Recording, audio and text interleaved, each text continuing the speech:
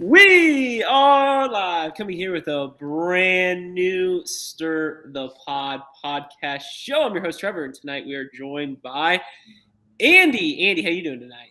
What up, what up? And we're also joined by Alex. Alex, how are you doing tonight? Yo, yo, yo. And we are here, episode 3 recap show.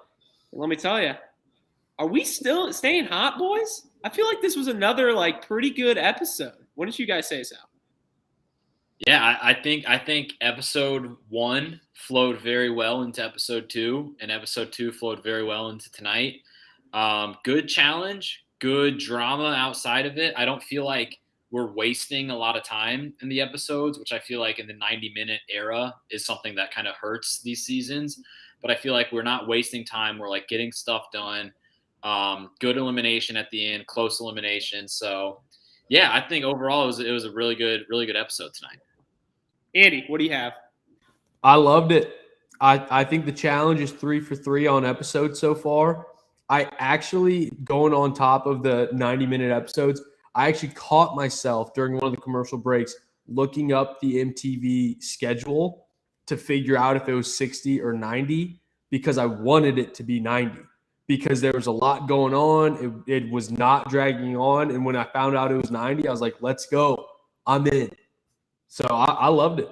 Yeah, I think this season, I don't know if I'm just looking forward to when, kind of last year, it was like those, that pace we kind of got on. We were just not looking forward to it anymore. And now I just feel like you kind of have this rookie versus vet whole thing going on. And the vets are literally just puppet masters. I mean, this is like cakewalk for them. They are just throwing them in, and yeah, so far so good. Knock on wood, we keep this up, and I'm excited to recap this. We got the good old OGs in the house: Ryan McCord, Mikey the Doctor.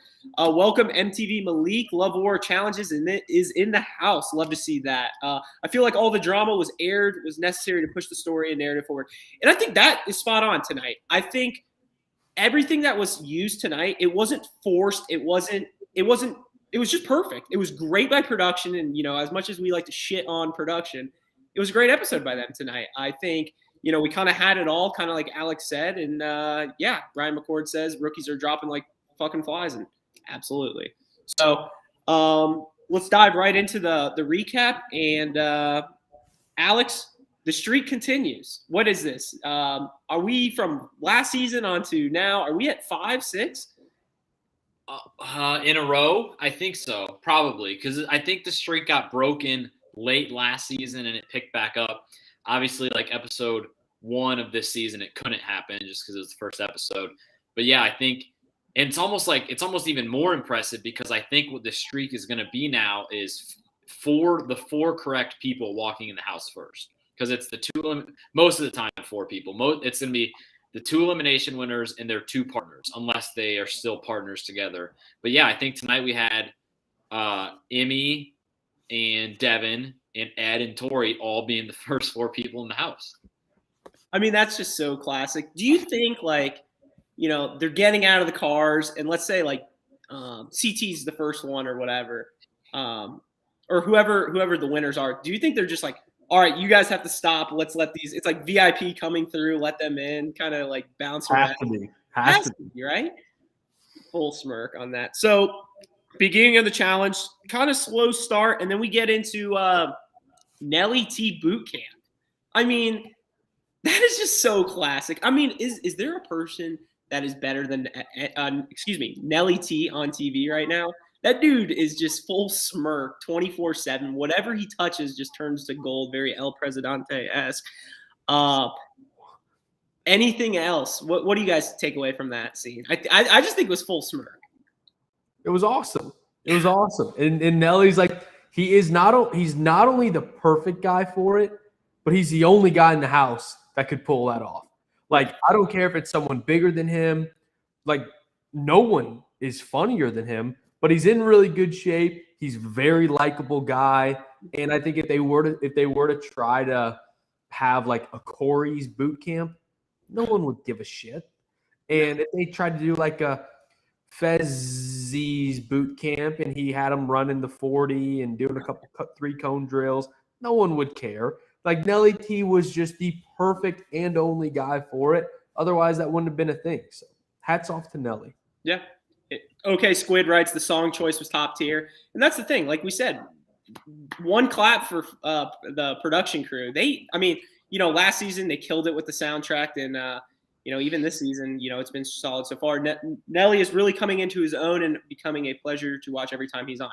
Absolutely. I wish we had more of him, honestly.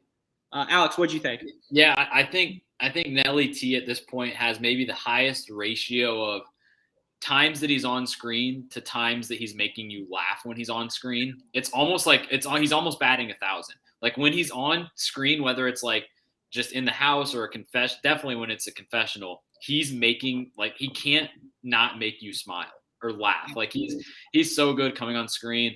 And the Nelly's boot camp thing was great. I feel like maybe once or twice a season we get something where like they show like the challenge like text on screen like that, just like about like random shit, because there was the same text that they do for like deliberation or challenge, whatever, and just getting 5 minutes in, the challenge Spies Lies and Ally font coming on screen and saying Nelly T's boot camp. I mean, what a way to start an episode.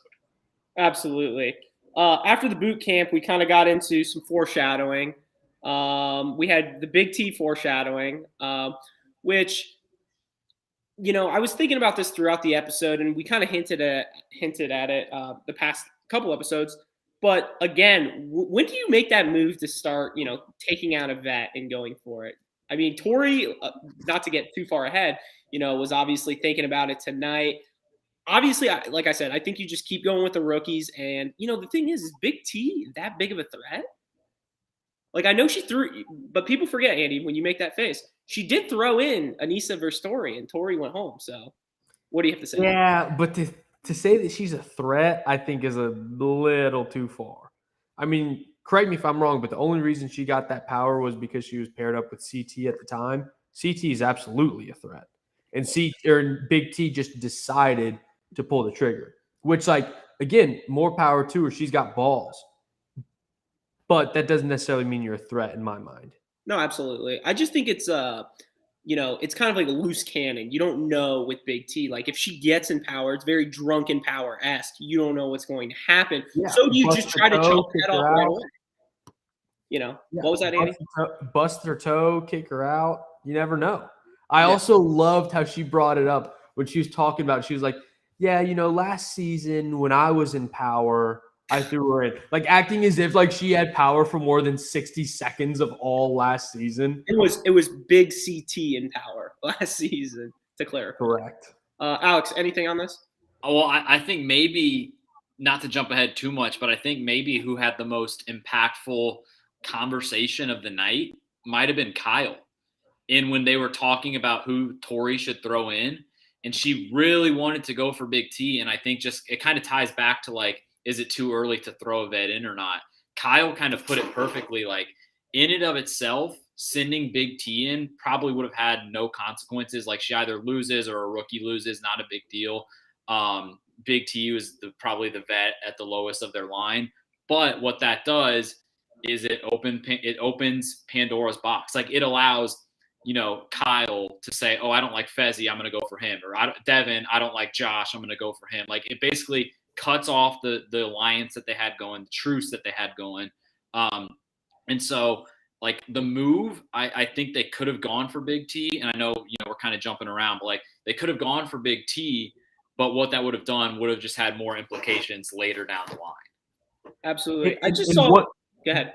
One last part about that Kyle conversation. One of the best things that he did is he didn't tell her exactly that, but he lined up everything that pointed to that direction to the point where Tori was the one who actually said, so are you saying if I vote for Big T, I'm screwing up the veteran alliance?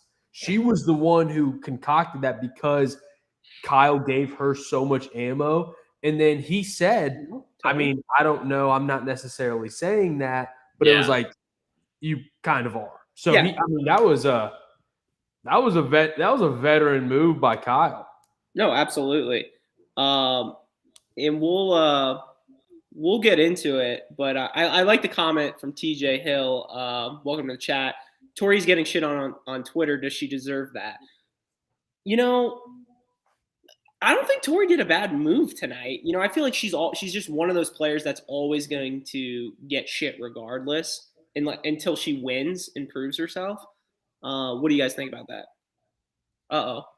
What's going on here? Nelly T live? Nelly T live. I think I would turn it up, but I think it looks like he's doing some sort of ad. I mean, you can just see it in his face. Boot camp part 2. Post question. Sorry. God. Well, so it's the Tory in Twitter. I don't think she deserves to be getting any shit at all. Like, what would she possibly be getting shit for? She went to a rookie and just said, "Who do you want?" She didn't say like this. I will do this. She just said, "Who do you want?" That's not the first time that's happened in the challenge. A lot of times, going back in the seasons, that's what smart vets do to rookies. And it's not to cut a deal with them. It's not to like promise them anything. It's just to get a feel for where their head's at. So like, here's their card. Yeah, and she didn't turn on a vet. She didn't do like the fact that she's getting shit on Twitter is mind-boggling to me. All right, so let's kind of get back on the rails a little bit. I know I kind of scared us off there, but now we go into the actual challenge, correct?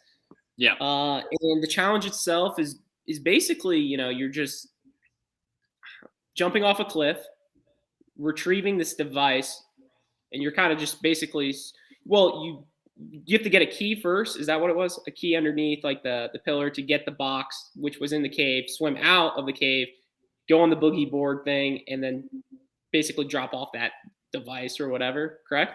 There's two. So there was one device. It wasn't a key. There was a device like a couple feet under the water. Yeah. A bomb. You got to get that and then get a second bomb, then you take them in. Okay. Sorry, that's what I meant. I don't know why I said key. So what do we think about this challenge? I thought, it's a different swimming one. The thing about the swimming ones, I prefer the ones where, I didn't feel like it was hard enough. I know we only had one team disqualified, but I like the ones where it's like, we're like the famous one with Bananas and Abe in the box and stuff like that, where they're like swimming underwater and like, no? That challenge was ridiculousness. I know, but that's like awesome, like stuff like that. Mm-hmm. I mean, you had people scared to jump off like a 20-foot cliff into water. I mean, yes, it's high, but you have some of these people that were like crying about like, oh, I'm not scared of heights, but this is scary and stuff. And it's like, what are we talking about? Overall, I didn't mind it though. I kind of liked it. The whole boogie board thing was, I don't know how I felt about that. I feel like that was kind of pointless. And did like the jet skis like make sure they were going the exact same speed limit for everybody? And then most importantly, what I want to get to, the most important thing of this entire challenge, can we just talk about another bullshit by production though, saying there was the differential was under a second? I mean, come on. We all know that, right? Like I guarantee the differential was probably, 10, 15 seconds or whatever, but under a second, I mean, come on. What do you boys think? We got to count how many times.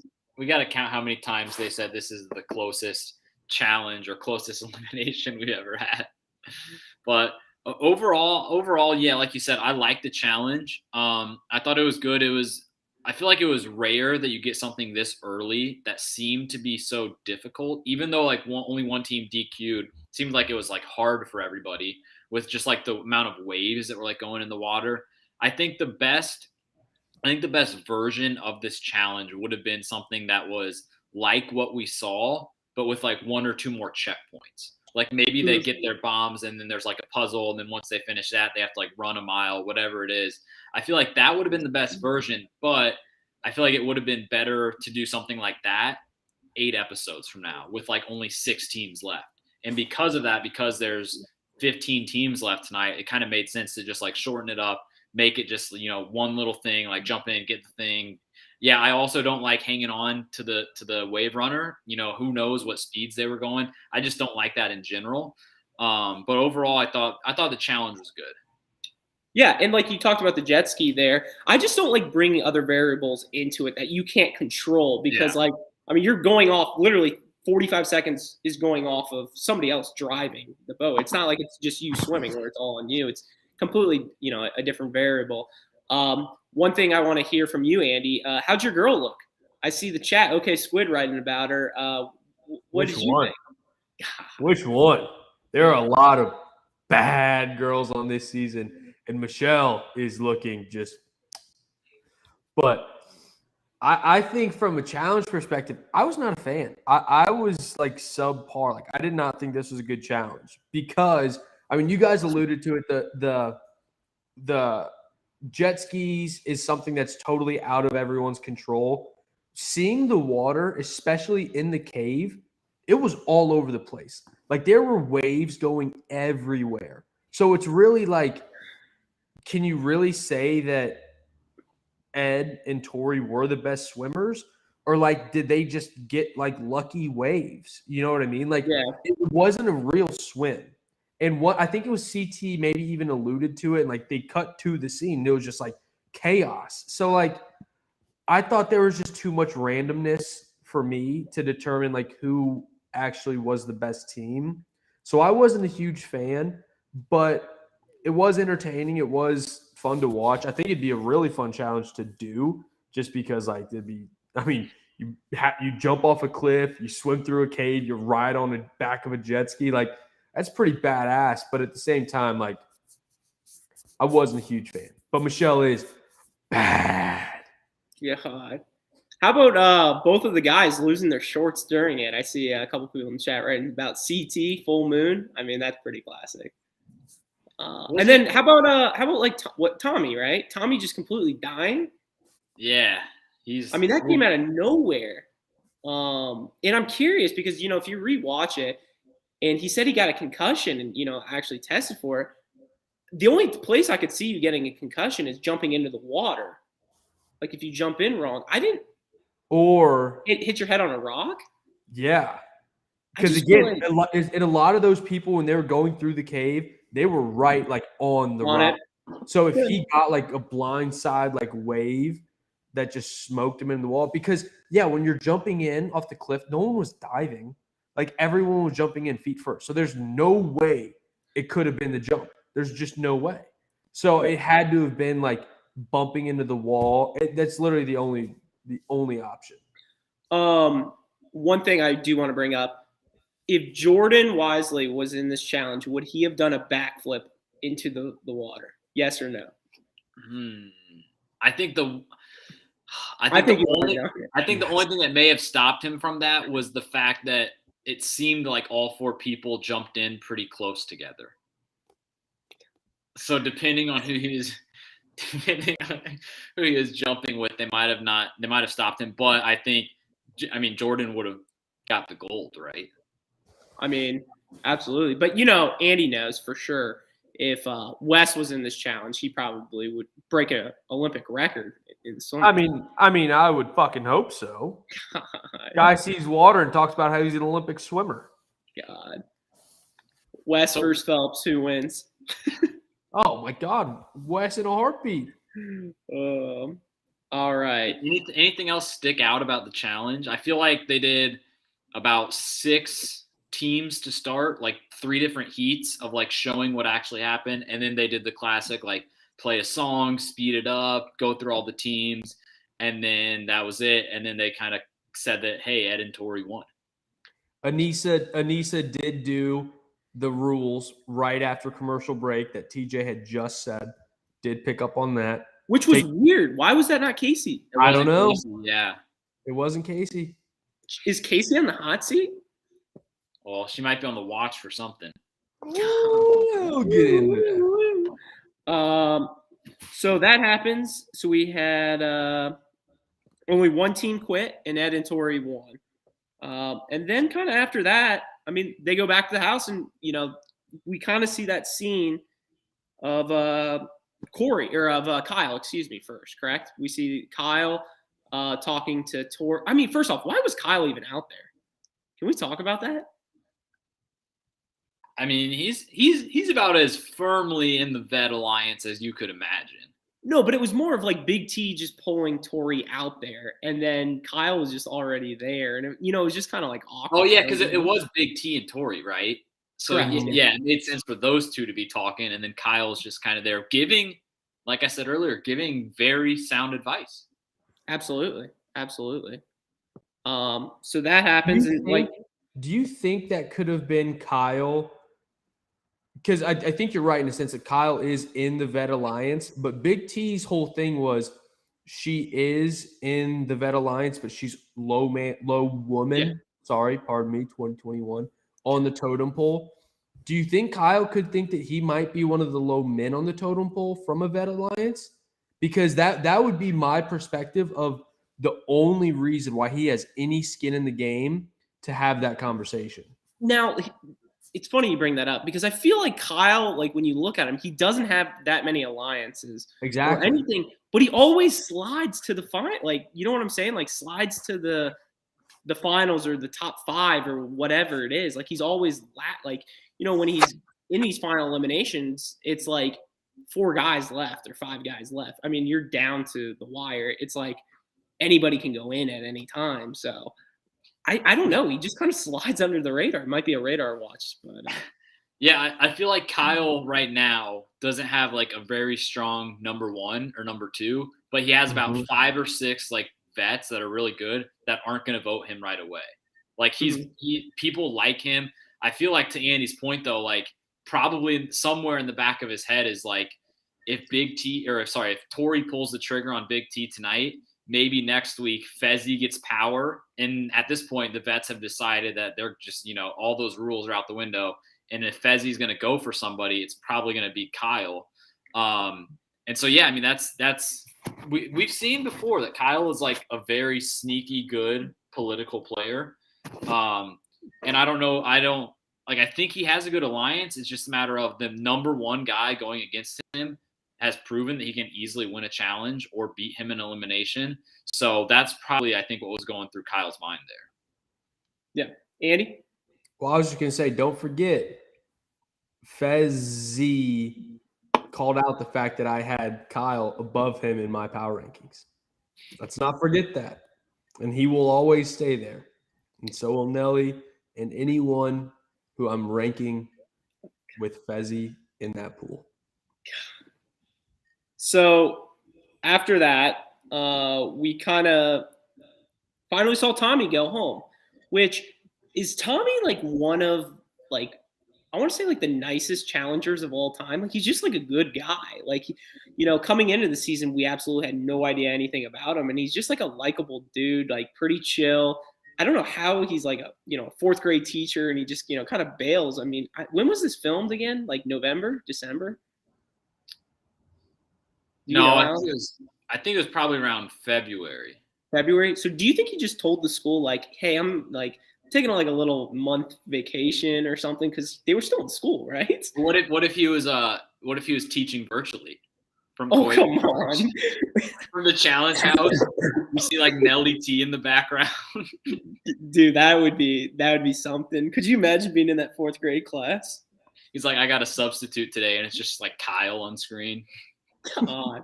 Honestly, here's the real question. If Tommy did like, are you smarter than a 4th grader? Of the cast, how many would fail that? You think over under 90%? No. That's not the question to ask. The question to ask is how many would be smarter? Well, yeah, same thing. You asked the flip side. I think smarter than a 4th grader is like less than 5. 3. Yeah, I was gonna say. I think Devin. I think CT. Girls. You know, I think Corey. He's pretty smart. How many 4th graders? How many 4th graders could answer 9 times 3 before Corey? I really don't know who else I would throw in that mix. Yeah. So. Ed, the engineer. Yeah, you would have to throw him, but you know, I know Alex is a huge fan of Ed, so we'll get into that. God. So what else we got? So then we kind of have. I felt Tommy go bye, and then the voting. And I was gonna say I felt like this deliberation compared to the last 2 was a bit more mellow. Like not as much happened in the scene. It was basically they had kind of been talking about how it was going to be one of the 2 or 3 rookie teams would be the house vote. They basically said like it's going to be Jeremiah and Tacha. And then I guess though the one thing is, I mean, how dumb, I tweeted about this, how dumb can these rookies be to the point where they say, all right, Jeremiah, Tacha, if it's not you guys, who's it going to be? And instead of throwing out Kyle and Amanda, Nani, Ashley, Amanda, anybody, they said another rookie team, which is the dumbest thing they could have said. And then at that point, they just sealed their fate. Like, do these rookies not talk to each other before the thing? No. So, like, we got to come together.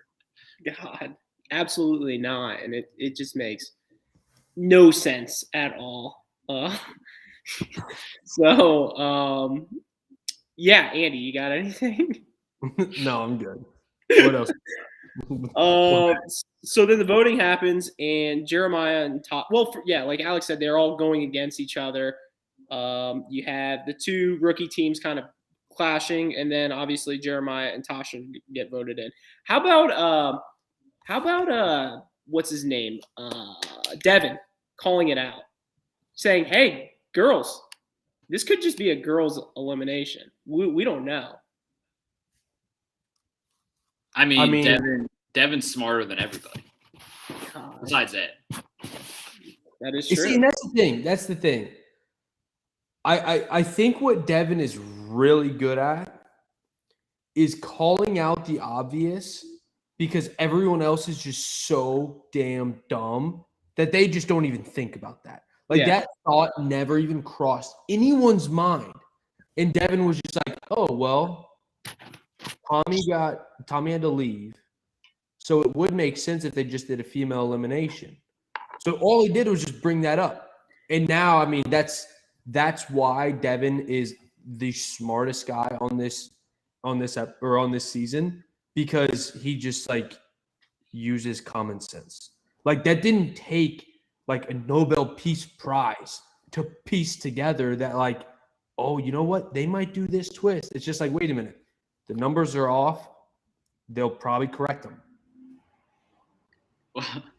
Well, yeah. And do you think, like, when they're because he said that in the deliberation room, right? He was like, I don't see Tommy standing behind Big T. Like, that could mean, It might just be a one-on-one. Like, when he was saying all that, like, what do you think? I wish we could have seen what Nelson's facial reaction was.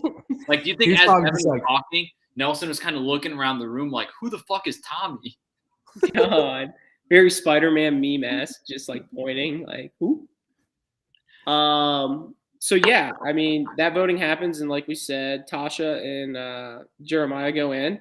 And then it was more of the Tori wanting to throw in Big T. We kind of hinted at that and talked about that earlier. And then we go to the elimination. In the elimination, we have, I think you said it wrong, Alex. When we were talking online, texting, we were talking about Kahutta versus West, but wasn't it? It was West versus Chet. Chet, yeah. Ryan McCord corrected me, because in my mind, I saw that elimination. My mind went to Ruins and West, which then led to Kahutta beating West. But yeah, it was really West won the elimination. I think it was even episode 1 of the whole season. West, I think that was that West Side Story? Yes, it was. I think that was West Side Story, one of the greatest challenge episode names of all time. That was really what it was reminding me of. Yeah. So shout out Ryan McCord. So the elimination, you walk in, you see the pipes on the ground. You kind of know you got to use all the pipes, climb up to the top. Like we said, Jeremiah and Tasha were voted in, and then the voting happened. And the first person to go in was Bertha, I should say. And the guy was Corey. And, dude, I just feel like – or Coriel, excuse me, to clarify. I just feel like Coriel is just getting picked on this season. I mean, rookie, and, sometimes that's – the beast of it, and I just feel like they're just dumping him every single time. Andy, what were you going to say about that? I totally agree, and he even called that out before that happened. He was like, I feel like I'm getting screwed. Like, in the House vote deliberation, he was just like, you don't have to say my name. He was like, wait. Why are we just suddenly the ones consistently getting voted in? What I do find interesting, though, and we don't have it in this season, and I feel like in a lot of seasons where there's a heavy amount of rookies, Wes is usually involved, and he starts picking them off to have his secret alliance. Like West always has the veteran alliance, but always has a couple rookies that he spots out and says like, hey, I'll try to keep you safe as long as like you are willing to like keep me out of your mouth. And you don't have that this season. It's very much veterans versus rookies. And I don't hate that. I actually much prefer that because we talked about last season, the veterans were playing the softest, scaredest game I've ever seen out of veterans. So the fact that they are very much drawing the line in the sand, it's reassuring to see the challenge is back to that.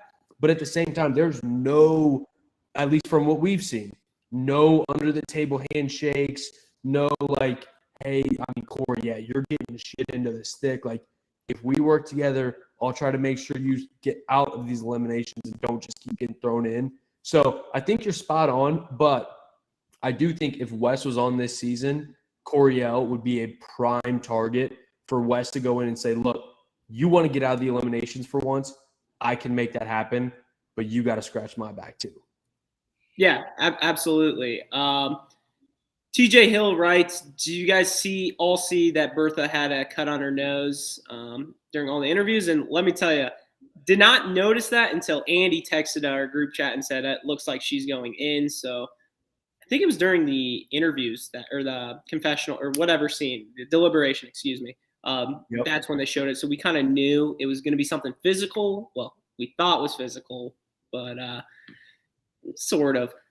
So we had the good old climbing elimination between Berna and Tasha.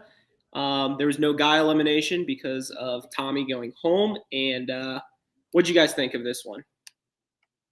Well, I guess Andy's just leaving like always. So what else is new? We'll just go like this. Alex, what do you think?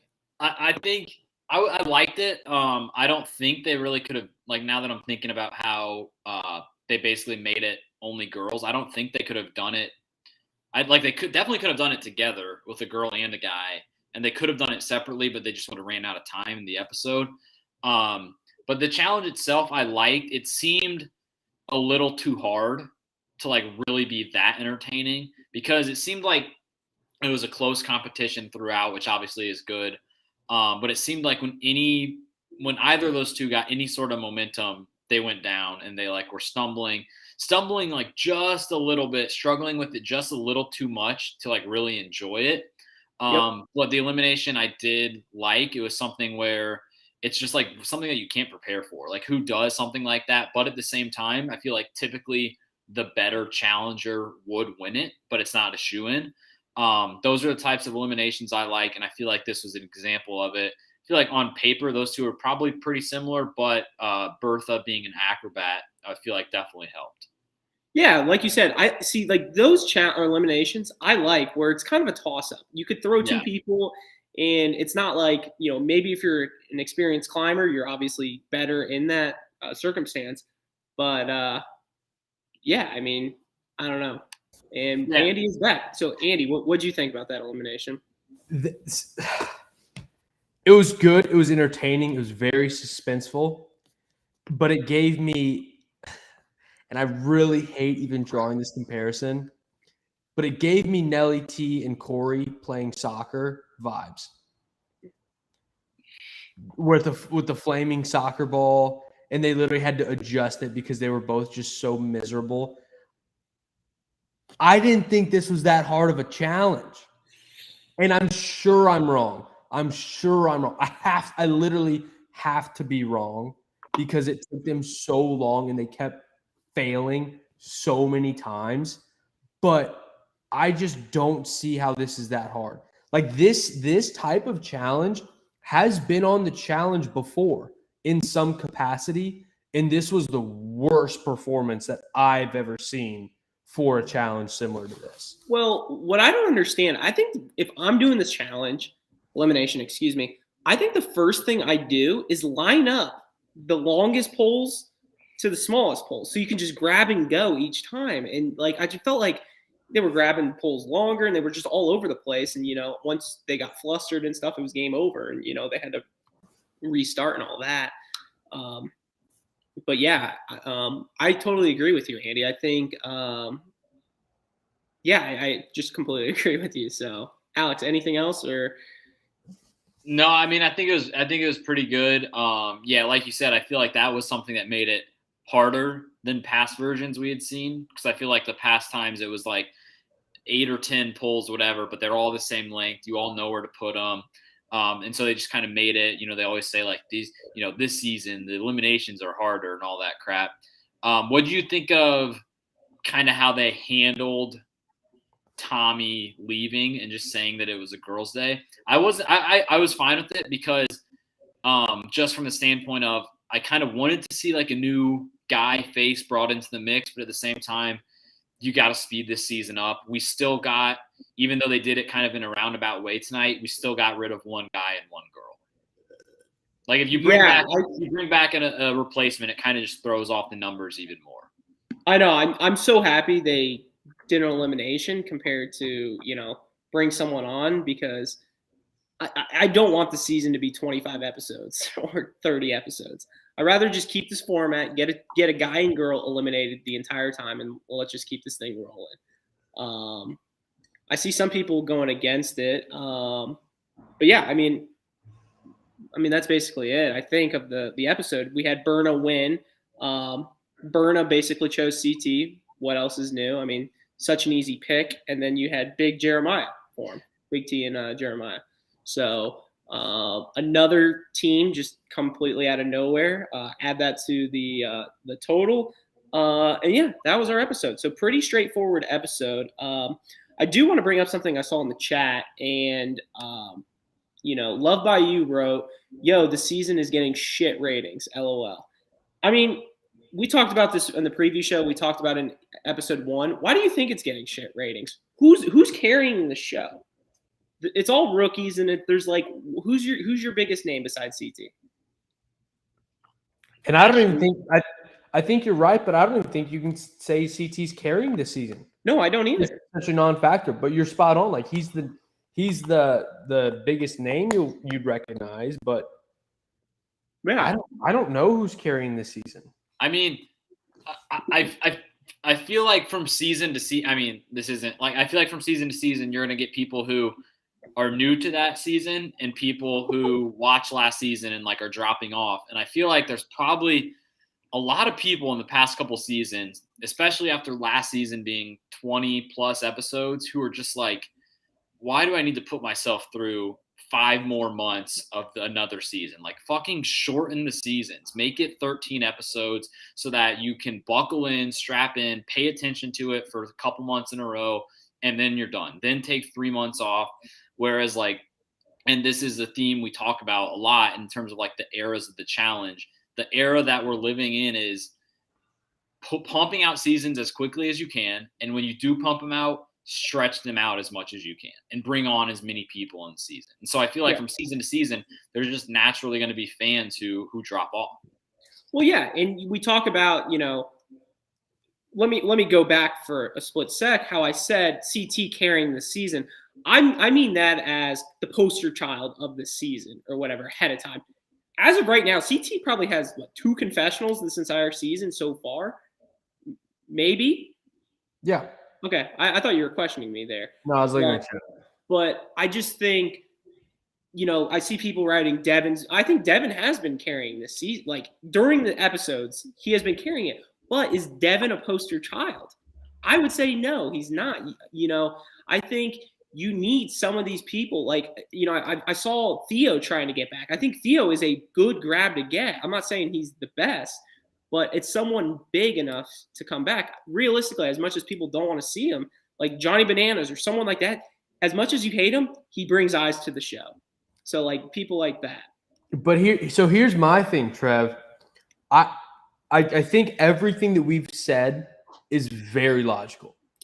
But what we're going through right now, even if the ratings are taking a dip for whatever reason, this is what the challenge needs. We need a fresh crop of rookies, and we've got a lot of them, and there's a lot of promise. But I'm a Johnny Bananas guy through and through. And as much as I fucking hate that redhead they call Wes, like when those guys are on the show, they do carry the show. but they can't carry it forever. They can't. I mean, Bootstrap's got to be like 70 years old in dog years at this point. So, like, at this point, you need it's almost like a rebuilding year for the challenge. And that is needed because if you don't have that, then it's just a disaster. So even if the ratings aren't that high now, you're bringing in a bunch of fresh people who are bringing good like content, good competitiveness, good like entertainment to the table. And I don't care like if and we've talked about this on the show all the time, like where they come from is huge. And that's like my biggest draw too. And I'm going to mention it again. The biggest reason that I want fresh meat is to get a fresh crop of rookies. And granted, like aside from that, it's a lot of just people who, again, want to be on the challenge. Not Are You the One, not the circle, the challenge.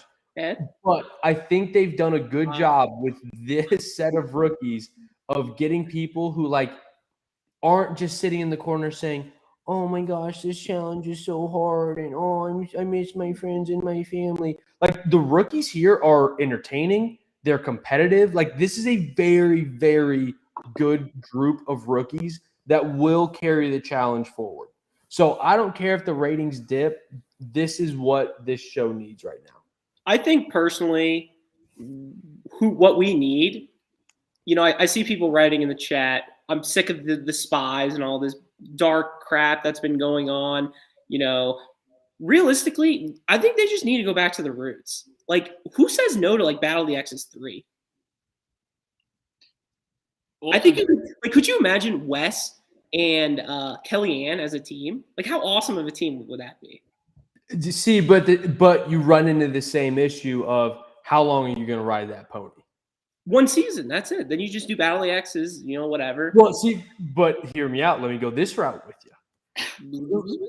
Who says no to having a rebuild year like this, where you pump in a bunch of rookies, and the next season you do X's 3, and then you have what?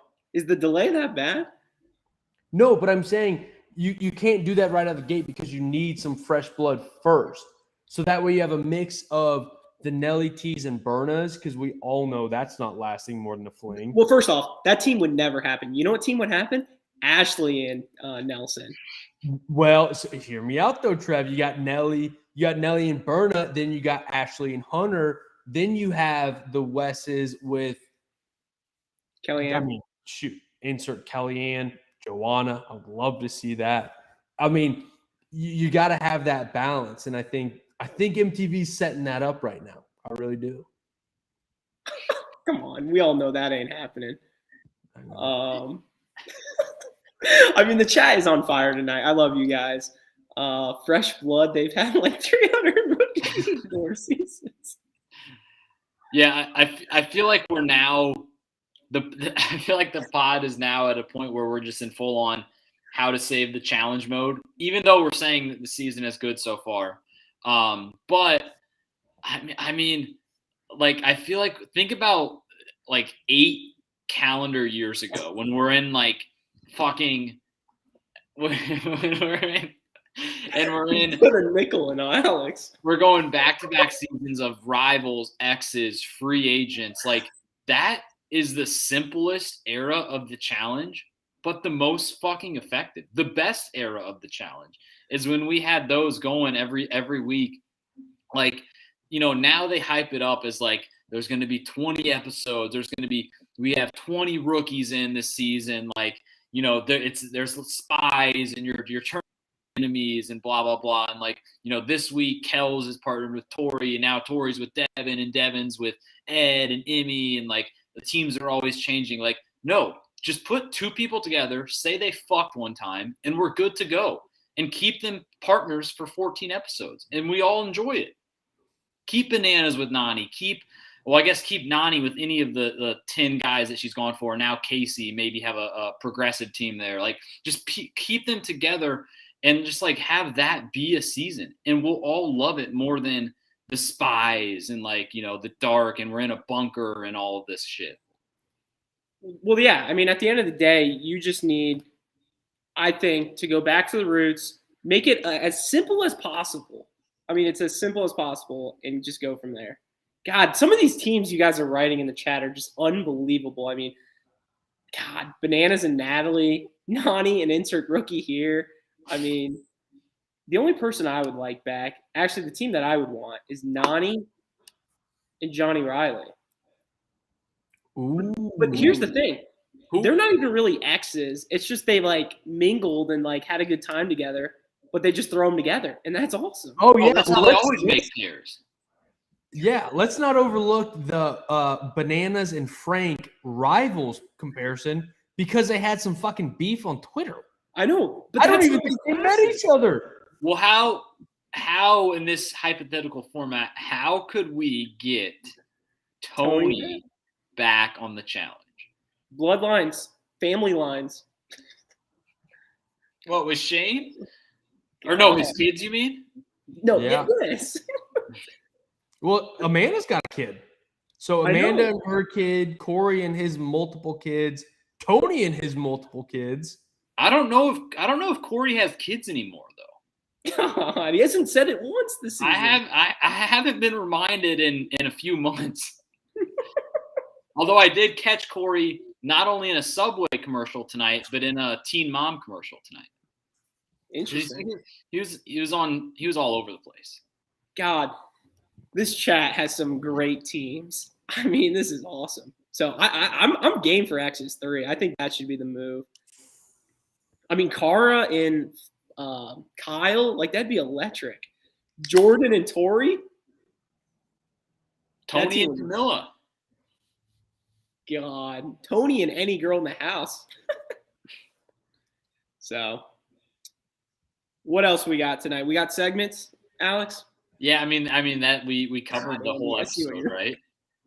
What? We that was the episode, right? But like you said, very straightforward. Yeah, it was a pretty straightforward episode, 90-minute episode, and like we said, it was a good episode, and it kind of flew through. Everything was pretty solid that production did tonight. Andy's still on the fence about it. They could have done it a little better, but hey, Andy, I look at it as a typical episode 3. Whoa. I started off, and I still stick to this. I thought this was a very good episode. Yeah. I didn't like the challenge, but that even more so speaks to the fact that this was a good episode. I didn't like the challenge, but I really, really liked the episode. I think we got a really good thing going here. Sounds like you really liked it. All right, Alex, we got segments tonight. What do we got? I think so. I think the first one we're doing is one we're keeping strong with for the first few episodes while there's still too many fucking challengers to remember. So it's Radar Watch. You guys anybody want to go first? I know we usually leave MVP, LVP up to the chat, but any of you guys want to go first for Radar Watch? I'm game if Andy's not ready. Trev, go ahead. You go ahead, because I mean, there's about 10 people that I think are going for this one. Yeah. I think this week my Radar Watch, and maybe it was because she didn't read the rules to me, is Casey. I think, as a vet who made the finals last year, you should be on the screen quite a bit. And, typically, I love seeing her repeating the rules and doing all that.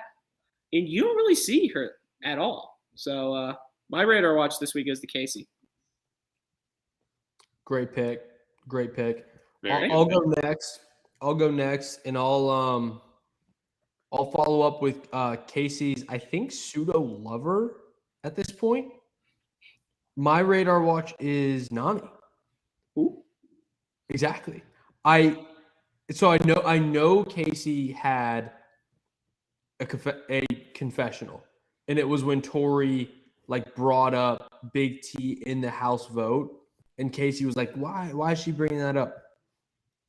I genuinely think Nani was on screen for no more than 20 seconds. Wow. I thought it was funny, too, because I think it was around that same scene when Big T kind of felt like ganged up on. And she was like, I don't know if it was a confessional or like to everybody, but she was like, Ashley and Amanda, you guys are best friends. Casey and Nani, they're getting super close. Like she didn't want to say like they're hooking up or anything. She was just like, Ashley and Amanda, they're really best friends. And like Casey and Nani, they're like close. Tori and Anissa, they're best friends. So like she kind of just skipped over them. Yeah, But absolutely. Nani was a very good pick. My radar watch, I saw it floating around in the chat. I was going this way too. It's Amber B. Amber B. I think I think we officially got to cut off the B. Amber was on this episode. She's on the season, and I feel like obviously it's only her second episode of the season, but like last week, she was kind of, the poster child of the episode, and the big cut to, oh my God, who's it gonna be? And even though it was in the fucking trailer, it's the champ is here. And then like flash forward to tonight, I don't know if she wasn't in the drama at all. I think her partner is still Josh, the goof.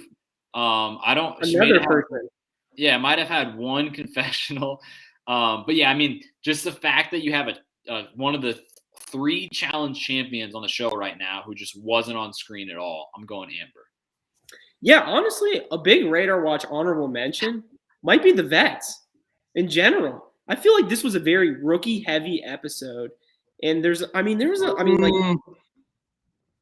no, you disagree? I feel like we didn't see any of like CT, Corey, Fezzi.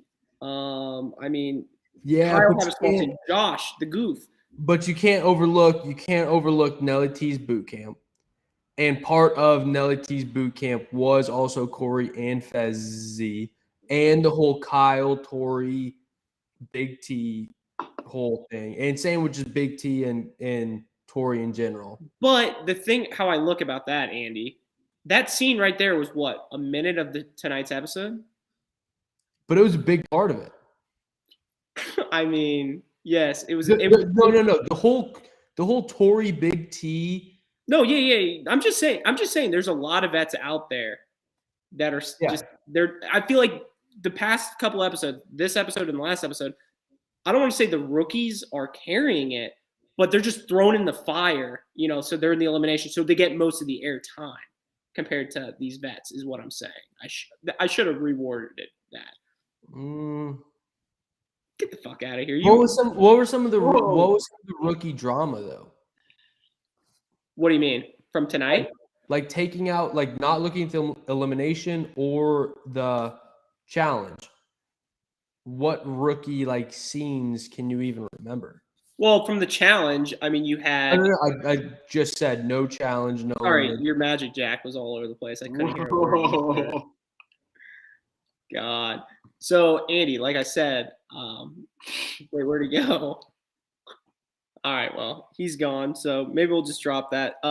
Maybe we'll do MVP, LVP, Alex. Are you in for that? Let's do it. All right, chat. You know what to do. MVP, LVP. I don't know if Andy's coming back, so you guys just throw him in there, and he might come back. Trev, real quick. So for the chat, as you guys are giving us who you want the order to be, I know we talked about one of our segments to do through this season being something where like we monitor the prop bets that we gave on the preseason show. I don't think any of those are close right now. We had Fezzi LVPs, we had Corey mentioning his kids, and we had Josh crying, and we had somebody mentioning a pregnancy. I don't think any of those have happened yet. No, I although what I've noticed though is that those particular ones haven't happened, but they're kind of being replaced by certain things. Like instead of Corey mentioning his kids, it's Amanda. Instead of Josh crying every other episode, it's that blue-haired mermaid chick. Like I think we're still on to the same thing, but at least the producers aren't being as predictable as usual. Yeah. But we got plenty of time. We're only on episode 3. I'm not too worried about it yet. But yeah, MVP, LVP, who do we got? We got a couple votes for. The first one I'm seeing, Trev, Alex, Andy. Should we do that? Trev, Alex, Andy? Are we all good? Like we got some nominees for LVP Andy's internet, but yeah. So Trev, I think you can kick us off with the MVP. My MVP tonight is gotta be production. I think tonight was a very strong episode by production. Normally, I don't like giving them that much credit, but I thought the flow of tonight's episode was very strong. The Nelson's boot camp was a smirk thing. I just thought it was a great episode, and I thought, there wasn't really a standout performance from me personally that I saw out of anybody tonight.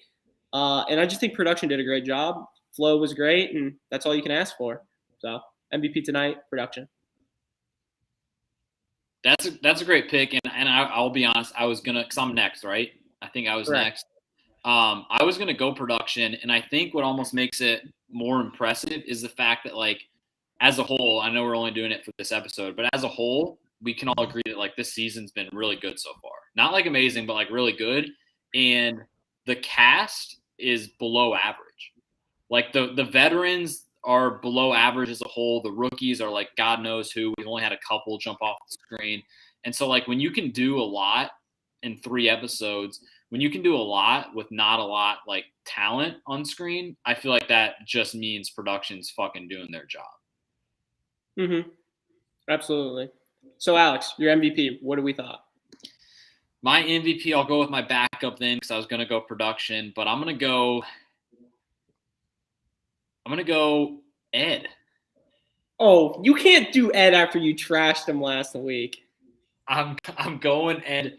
And the reason is like, he won tonight. He had a good performance. He was one of the only couple people that like won something on tonight's episode.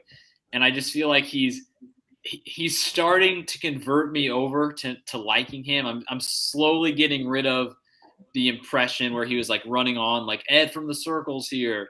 But like the fact that he's really only been on 2 EPs out of 3 EPs, like he's made an impression on the season. So yeah, and he had a good night tonight. So I'm going MVP Ed. Maybe I think his first ever MVP. Yeah. I just want to acknowledge something in the chat. Feel free to write this down and remember this. Just remember, me, you, and all us AWLs, we were all number 1 on Ed before Alex hopped on our bandwagon. Just remember that. We were the first people, and now he's jumping on our ship. Just remember that. Whoa. I just want to throw that out there. Andy, MVP tonight. Who you got? So my MVP, I don't want it to be viewed as a cop-out. Oh, God. I don't think it's a cop-out. My MVP for tonight is going to be rookies across the board. Trev, you mentioned it earlier. The rookies are carrying right now. They are. And they're doing it from, like, they're competing. They're providing, like, a very good entertainment for us. I mean, Alex picked a rookie for his MVP. I think I really liked the fact that, and this is, I mean, so the challenge itself, again, I wasn't a huge fan of the challenge itself. However, Huey? It's Huey, right? Ashley's partner? Is he frozen? Yeah, you were just you're Magic Jack right now. I'm serious. I'm not messing with you. You are literally all over the place. LVP might be you. Yes, you are literally saying Huey.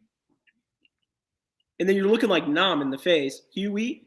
And it's like, come on. I know you're pausing a little dramatic there, but Huey's your pick because. No. Rookies is my pick for MVP. Okay. And I love the fact that Huey, I mean, he threw up before he jumped. He threw up.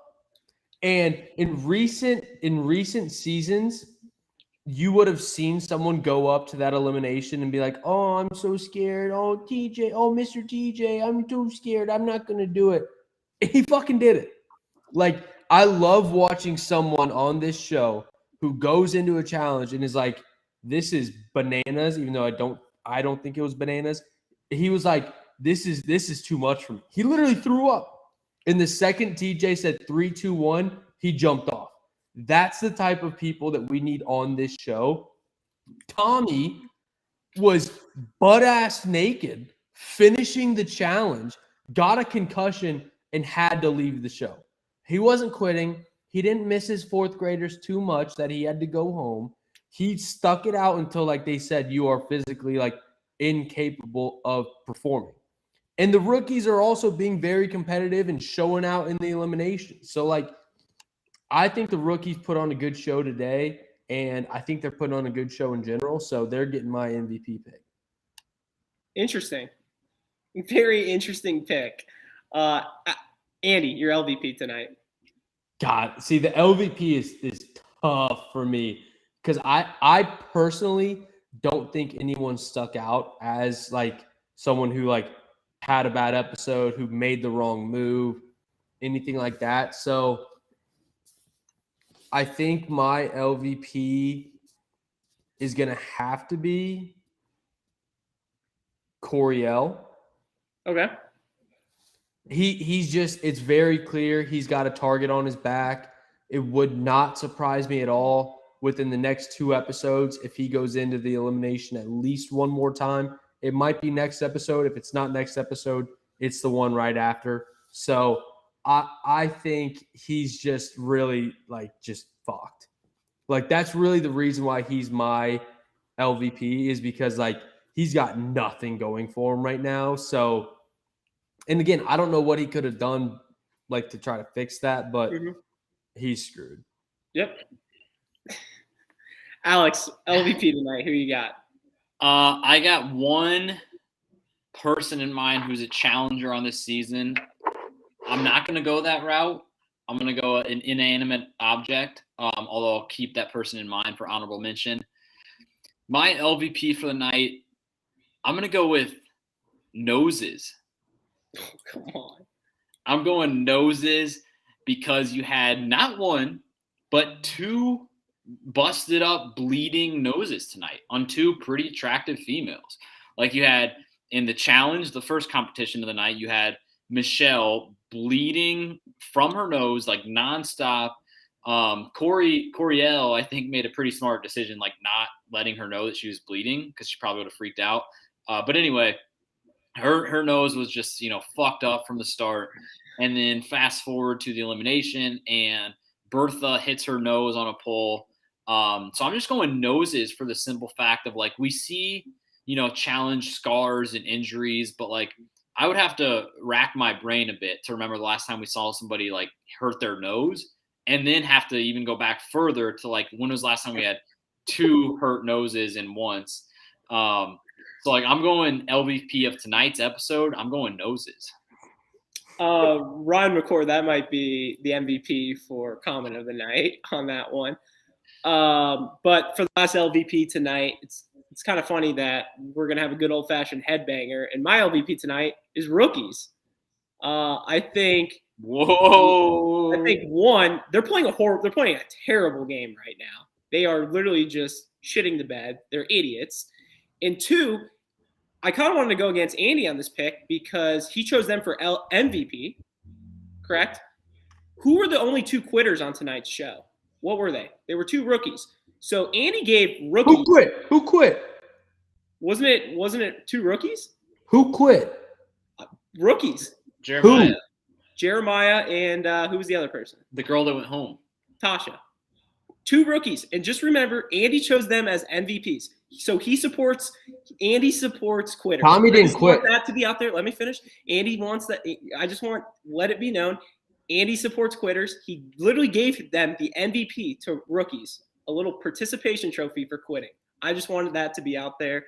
I don't support quitters. I hate quitters. That's why rookies are my LVP tonight.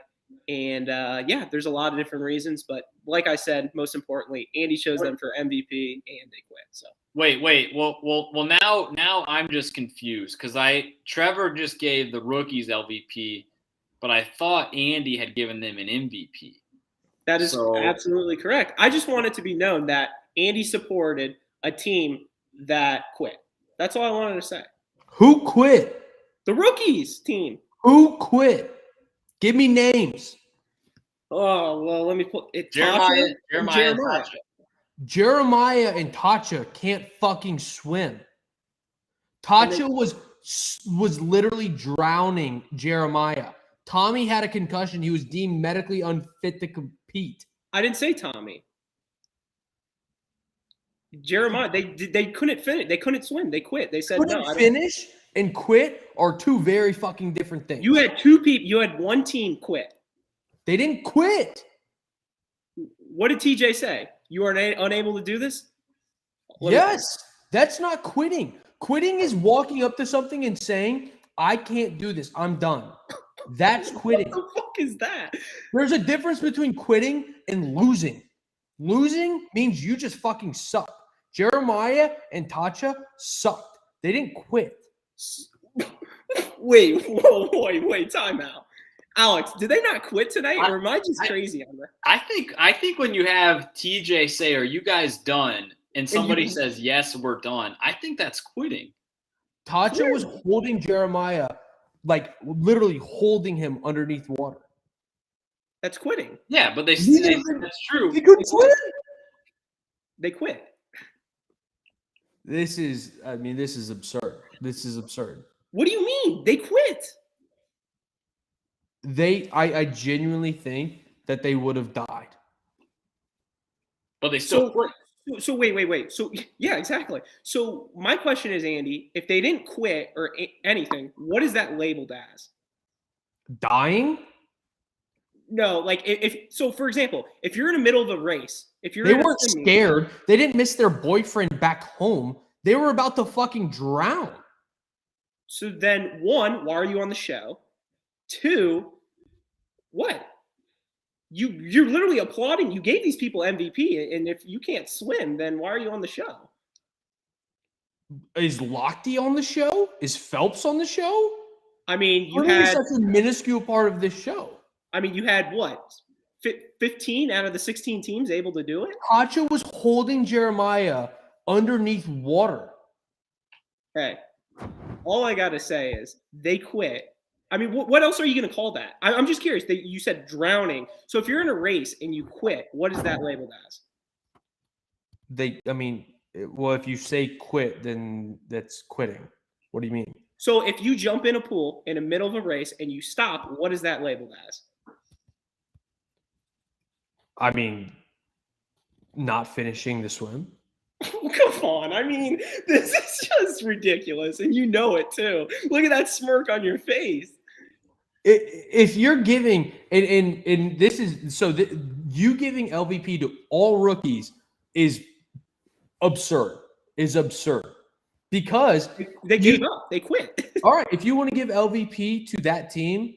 Oh, no. Here's the thing. I'm not just giving it to their team. I'm just saying throughout the entire episode, with how they've played tonight's episode, how they're throwing each other under the bus, I think there's a lot of added factors to it. That's just one part of it, I'm saying.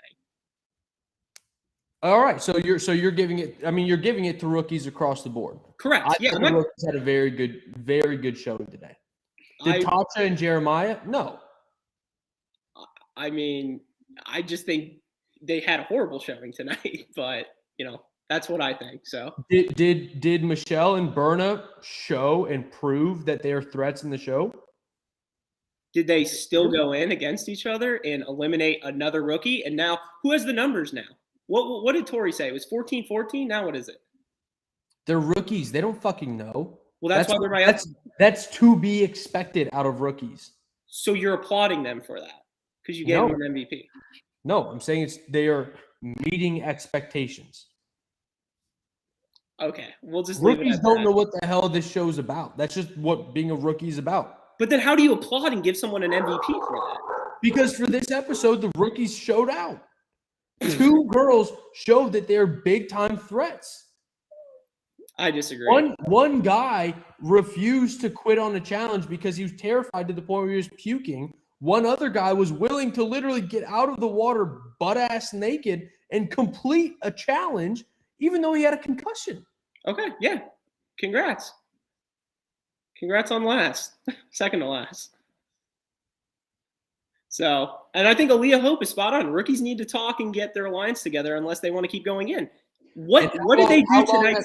How long has that narrative been going on? But Rewind a decade, and that narrative is still relevant. I just don't know how you That's can give them never going to MVP happen. That's never going to happen. But I just don't know how you can give somebody MVP with nothing. What did they accomplish tonight?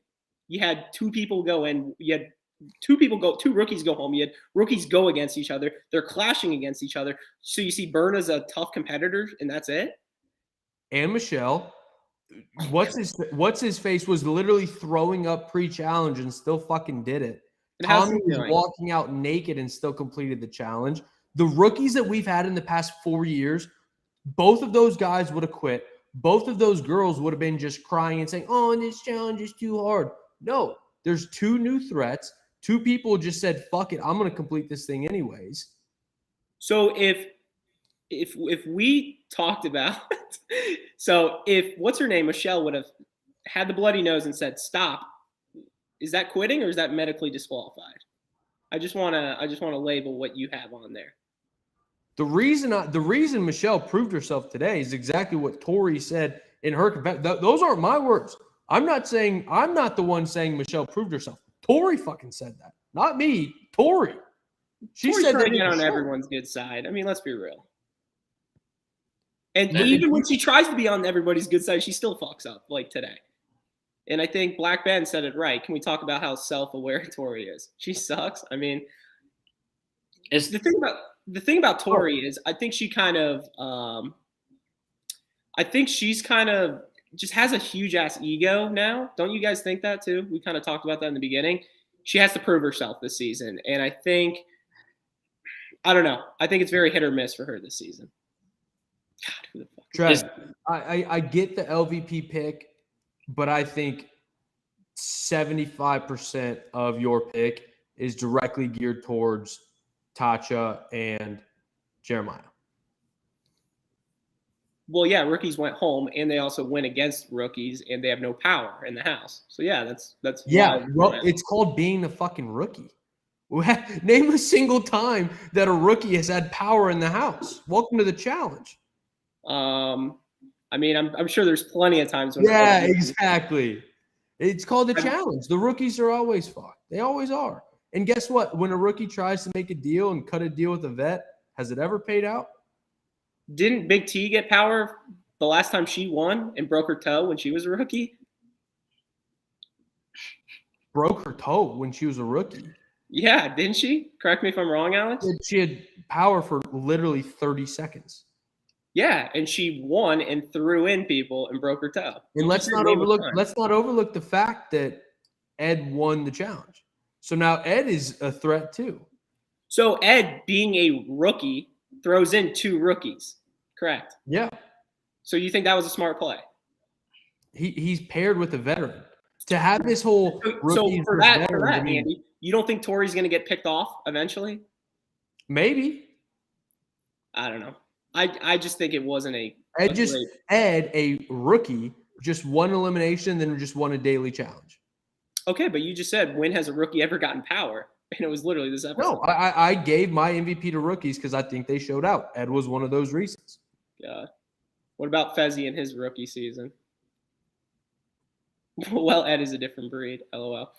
Anything else we got tonight, Alex? You got anything? I know you've been quiet over this 10-minute bullshit rant of just not going anywhere. Well, my only thought that come to mind, and maybe we end on this is Tori a sneaky challenge slut? Like she's kind of gotten around lately. Absolutely. I mean, she started with dating a guy, then cheated on him with another guy, then got married to that guy, then broke up with him, and then he went to Kells, and I think her and Ed have a little flair. Shocker that those challenge relationships don't work out. Who's the longest challenge relationship? I know you bulge at this. I do. I've bulged at that stat for about 5 years. I think right now it's Cara and Paulie. What about Zach and Jenna? I think Zach and Jenna technically that from little the first breakout time they got together, yeah, but then Brooke came along. African Bumble. Oh, God. I think they're second. I think it's Cara Paulie, second, Zach Jenna, 3 is probably Cam and Leroy, I would guess. Interesting. I mean, these things don't last long. That's the point. Dario and Ashley K held that distinction for like 2 years, which I bulged at. But God, Dario, people be sleeping on him. People. All right. Well, anything else, boys? Or are we good to wrap this up? Sounds good. Well, thank you guys for listening to a brand new Stir the Pod podcast show. I'm your host, Trevor. You can follow us on Twitter at Stir the Pod. You can follow us on Instagram, Alex, Stir_the_pod. Yep. So be back next week, same time, same place. We'll be live for the episode 4 recap show. Love you guys. Shout out Duffy. Bye-bye.